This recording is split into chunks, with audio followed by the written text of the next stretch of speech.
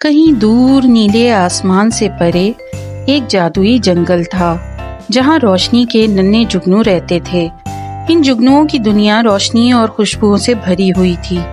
ہر جگنو کے پاس ایک چھوٹا سا روشنی کا گلوب ہوتا تھا جو ان کی زندگی کا حصہ تھا۔ ان میں سب سے چھوٹا جگنو چمک تھا جو باقی جگنو سے زیادہ تجسس رکھنے والا اور شرارتی تھا۔ چمک ہمیشہ اپنی دنیا کے باہر جھانکنے کی بات کرتا۔ اس کا سب سے قریبی دوست ایک سنہری تتلی پھلک تھی جو ہوا میں تیرتی اور رنگ برنگی روشنی چھوڑتی۔ چمک اکثر پھلک سے کہتا، مجھے زمین پر جانا ہے، میں نے سنا ہے کہ وہاں درخت، جھیلیں اور بچے ہوتے ہیں جو ہنستے اور کھیلتے ہیں، میں انہیں دیکھنا چاہتا ہوں۔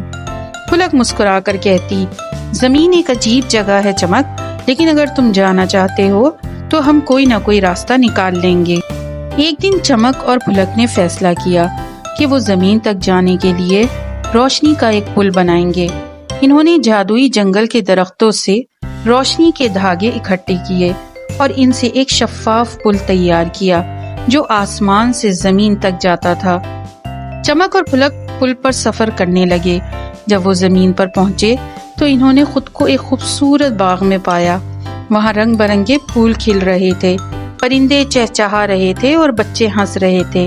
چمک نے دیکھا کہ بچے ایک جھیل کے کنارے کھیل رہے ہیں اور خوشی سے قہقہے لگا رہے ہیں۔ چمک اور پھلک آہستہ آہستہ بچوں کے قریب گئے۔ ایک بچہ علی انہیں دیکھ کر حیران رہ گیا اور بولا، یہ کیا ہے؟ یہ جگنو تو باتیں کرتا ہے۔